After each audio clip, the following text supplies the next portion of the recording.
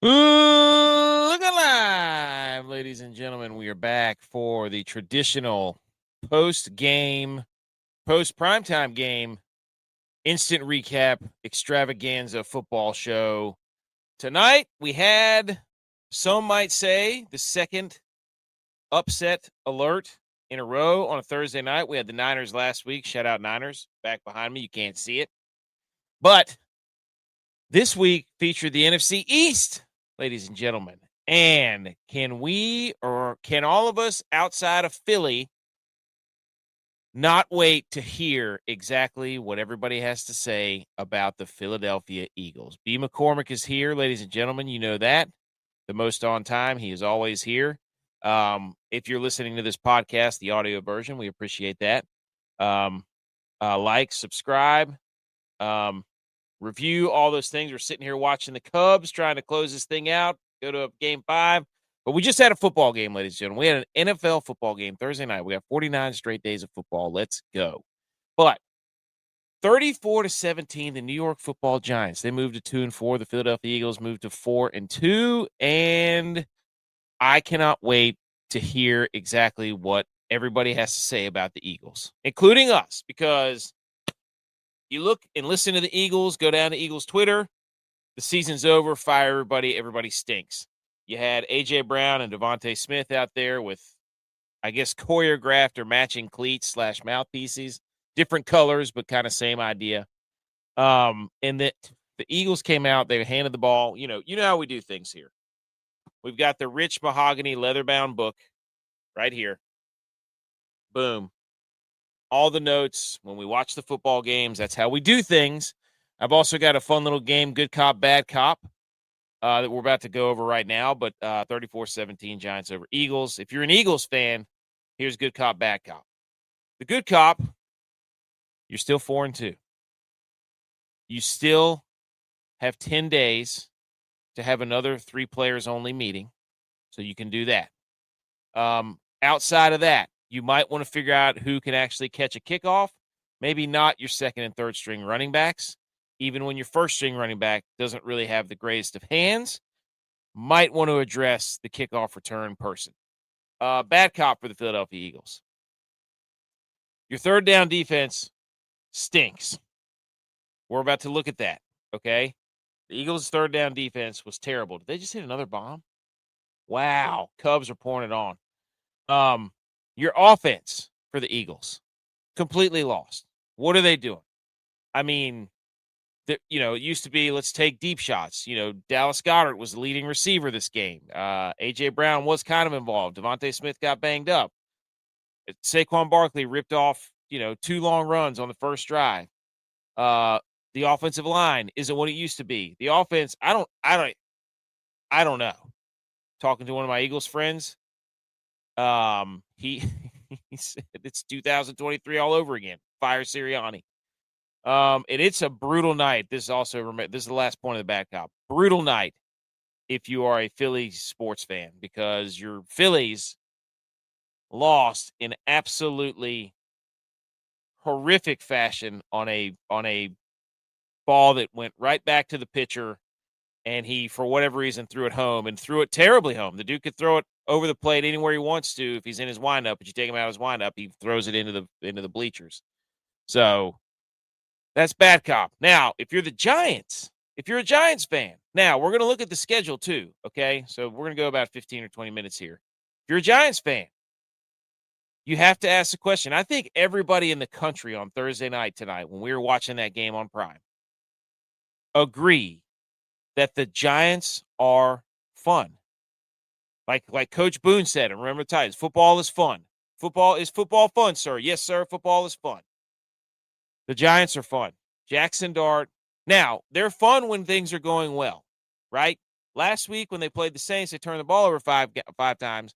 Was not so fun, because everybody loves the swagger and the jumping around and the headbutting everybody and the flying into the first down markers, and, insert the meme of the dude jumping over the court at the judge, in the courthouse. So that's good cop for the Giants. Giants are fun. If you're a Giants fan, there's some foreshadowing. There's not too great of news coming later. But also a good cop for the Giants. Dayball loves Dart, and Dart and Skattebo love each other, and everybody on the team loves Dart and Skattebo. But Brian Dayball, when Jackson Dart went into the blue tent, first of all, everybody went into the blue tent after Jackson Dart. It looked like some sort of clown car. Yeah, that's it. The over did hit. That's what when we were talking last night, the over was 40.5. It was crazy. So, bad cop for the Giants. They have 0 playmakers now that Malik Neighbors is hurt on the outside. Little Jordan Humphrey, I think, was maybe their leading receiver, which we'll check out here in a second.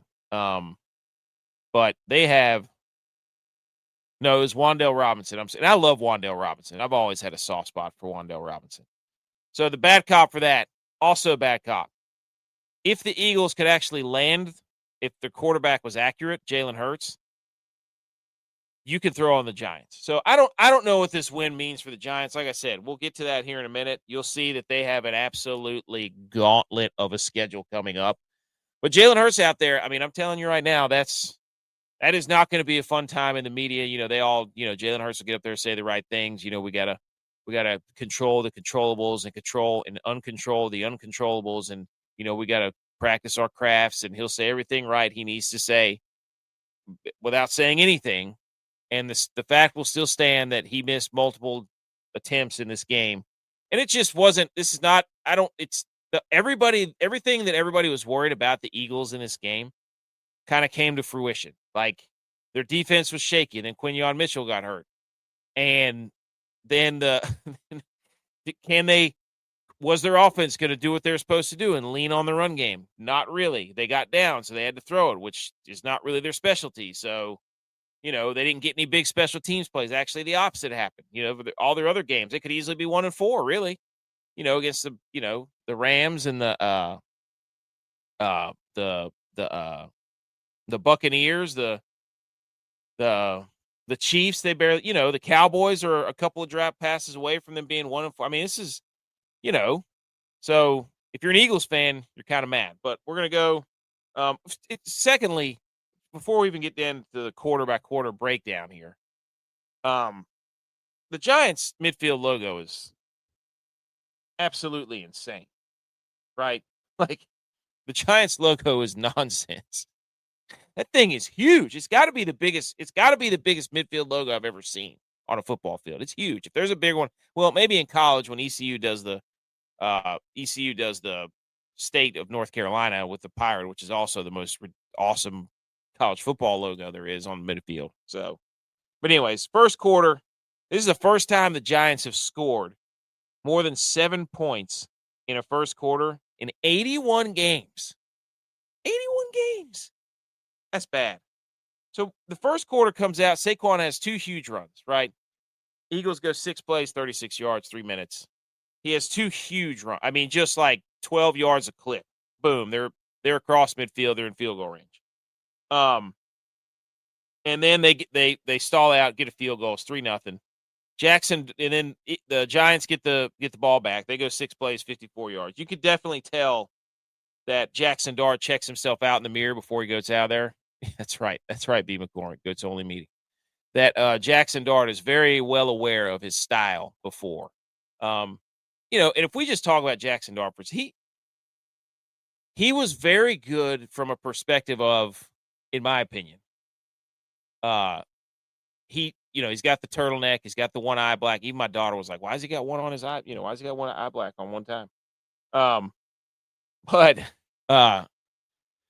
Jackson Dart was, for a rookie, was very calm in this game when they had the lead, and he understood that. Like, he didn't try to do too much. Like, there was no forcing it to anything. It seemed like a very boring win when they had the lead, and that's what it should look like. He made a throw or two when he needed to. He used his legs when he needed to. He was very efficient. Now, can the Giants do this every game? I don't know. If they're going to have to depend on him to throw the football with that receiving core, I have no idea. But when they have a lead and they could turn the pass rushers loose on the Giants, because that front four for the Giants defense is pretty incredible. So, shout out to Jackson Dart. He made plays when he needed to. When they got the lead, he didn't do anything, turn the ball over 5 times last week. They didn't do anything crazy this week. So, You got speaking of the Giants front, when Brian Burns gets a sack, his Spider-Man celebration is elite. Elite. But you had the Jackson Dart had the 20-yard touchdown run. Boom. As soon as he got the ball, he knew within like 2 seconds he was out the gate. Boom. Little shimmy there at around the 5 or 7 yard line. Boom, touchdown. Everybody's going crazy in the crowd. 7-3 Giants. Then they get the ball back in the first quarter. The first quarter was freaking wild. We had 23 points. Shout out the over. And then he hits Wan'Dale Robinson on a little scamper there. He was scrambling there. He scrambled on his running touchdown. He scrambled on his next touchdown pass. And there was a stat that came up on Prime and said, oh, my gosh, he's the first quarterback to have a scrambling running touchdown and a scrambling throwing touchdown since Josh Allen and Lamar Jackson.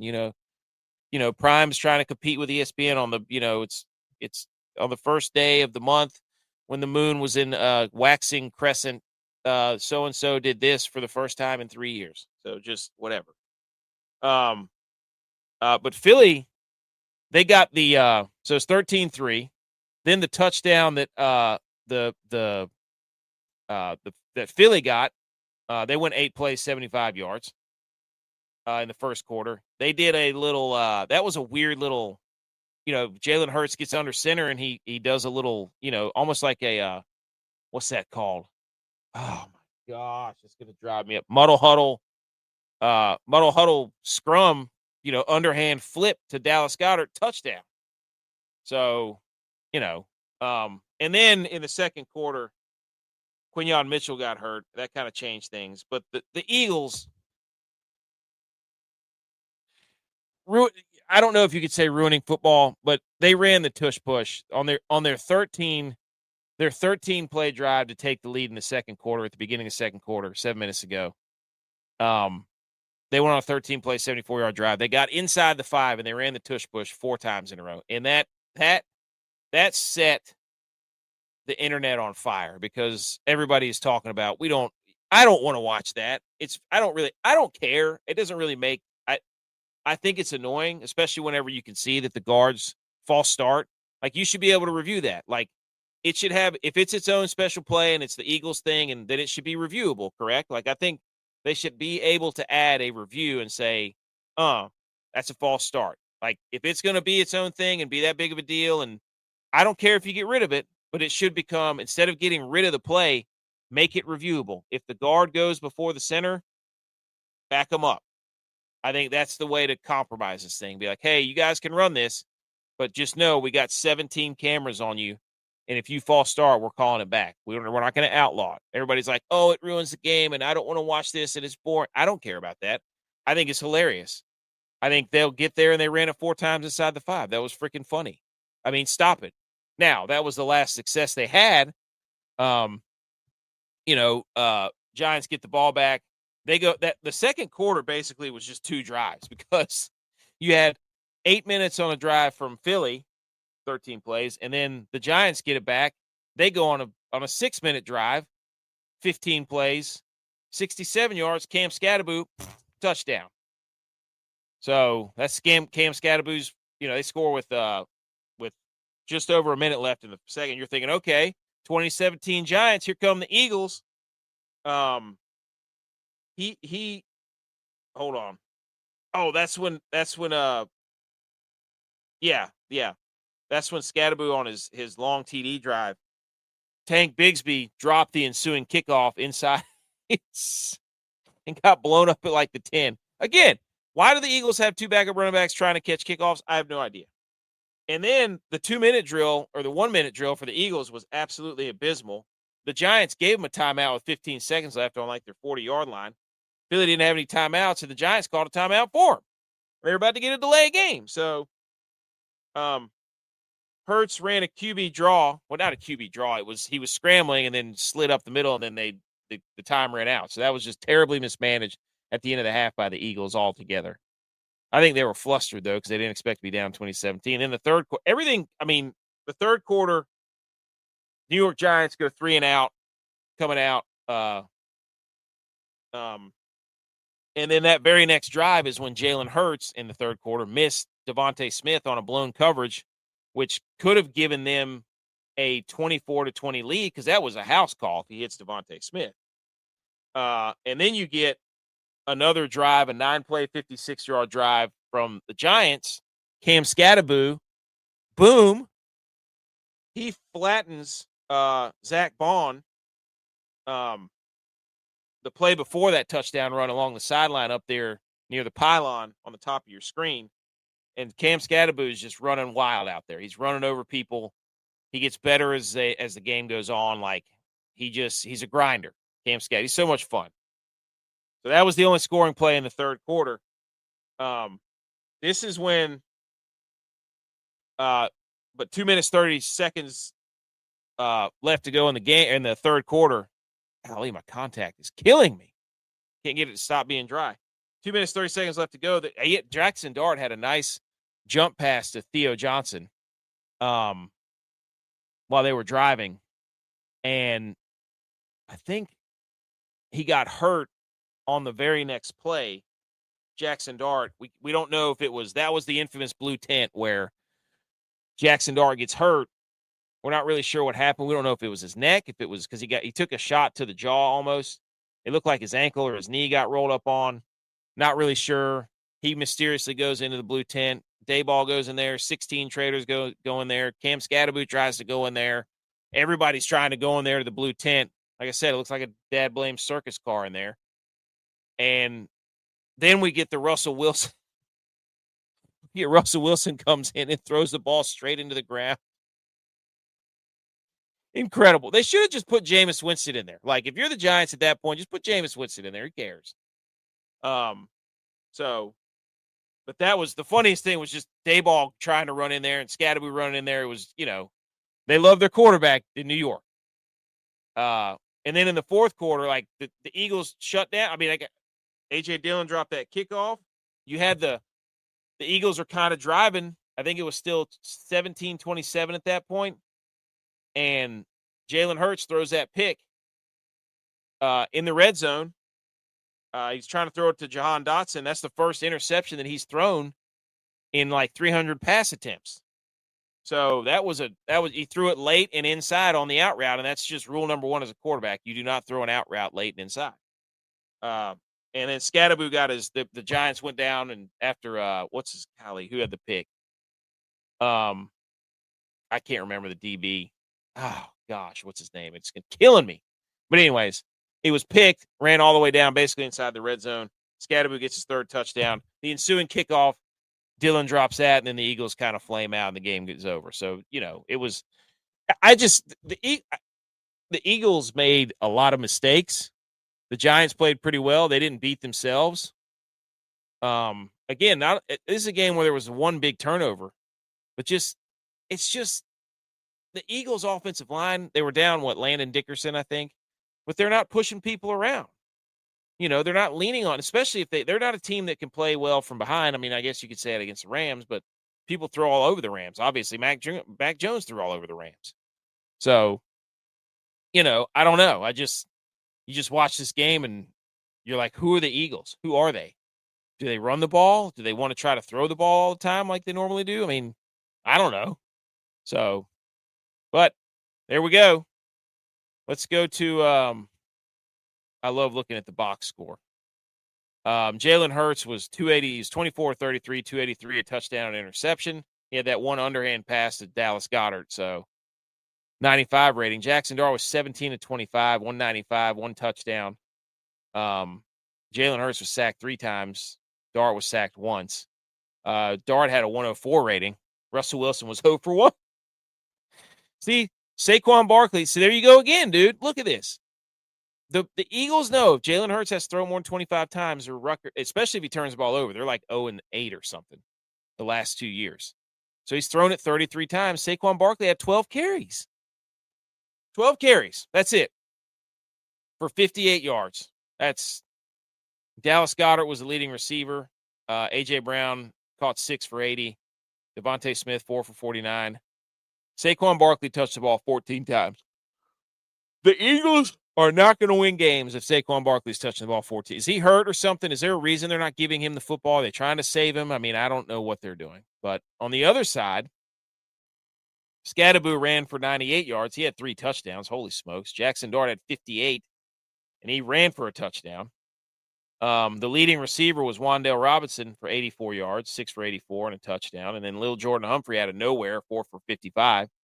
And Theo Johnson, 2 for 27. He ends his touchdown streak. But Dallas Goedert, told you, man. Dallas Goedert. He's had a receiving touchdown in now 4 straight games. Hottest tight end in football.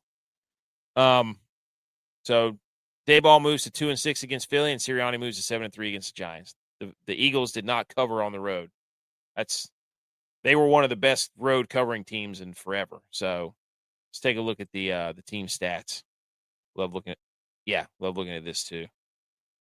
Man, football is just so great. Like every primetime game we've had has either been an upset or it's been a close game. It's been spectacular. It's just so great. I mean, football is the best. 49 straight days. Never forget. Okay, let's just try to wrap this thing up. First downs, the Giants had 25, Eagles had 20. Third down. This is where kind of the game was lost. Like I was paying attention to this because at one point you hear that the Giants were like 8 of 10 on third down. They finished 11 of 16 on third down, and the Eagles were 1 of 9 on third down. That's terrible. Like the Eagles aren't good on third down. They're not running the ball well at all. They had 339 total yards. The Giants had 366. The Eagles averaged 6.1 yards a play. Giants averaged 5.5. The Eagles had 266 passing. They had 73 rushing. The Giants had 194 passing, 172 rushing.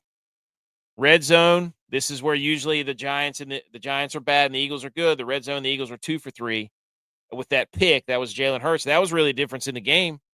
The Giants were 3 for 3 in the red zone. That's a huge deal. Penalties were kind of even. And the Eagles had 2 turnovers. So you lose a turnover battle. You can't get off the field on third down. You don't run the football. That's a recipe for disaster. So, but the NFL, everybody's calling for that offensive coordinator's head in Philly, but they're not executing. Jalen Hurts missed throws. He threw a late and inside. Like they had a chance to get the game to 24-27, and he threw a pick. That was his fault. He missed Devontae Smith. Like everybody's crushing this offensive coordinator, but their defense couldn't stop him on third down, and they couldn't.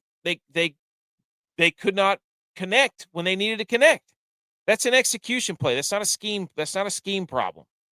Say whatever you want, but they had the plays there to get back in the game. And even, again, if he hits Devontae Smith, in the third quarter, right? If he hits him in the third quarter, don't they? I'm pretty sure they take the lead. So, or close to it. But anyways. So I love to look at the team stats because again, you can look at that and be like, oh, that's what happened. So they turned the ball over twice. They had the fumble by A.J. Dillon late, and they couldn't get off field on third down. And there you go. So the Giants were just super efficient. Like completing that many third downs means that they were sustaining drives, meaning they were credit to the Giants because they were third and short a lot. They had a couple times they were third and long, but they were 3rd and 5, 3rd and 4, 3rd and 3 a lot. And that opens up, lots of different, play calling options as far as, especially with a mobile quarterback. So, but anyways, this is what I was talking about. The Eagles' schedule coming up. They got to go to the Vikings. They get the Giants again. Then they get the Packers on the road. Then they get the Lions, the Cowboys, the Bears, the Chargers, the Raiders, the Commanders, the Bills, and the Commanders again. That is not an easy schedule. The Eagles got to go to Minnesota. That's not going to be that easy of a game. Another aggressive defense with Brian Flores. So I don't know. They could rattle off, but their next 1, 2, 3, 4, 5. Vikings, Giants, Packers, Lions, Cowboys is not. They better get it together. So, and then the Giants. This was the Giants Super Bowl. I'm convinced this was a Giant. No offense, Giants fans, enjoy it.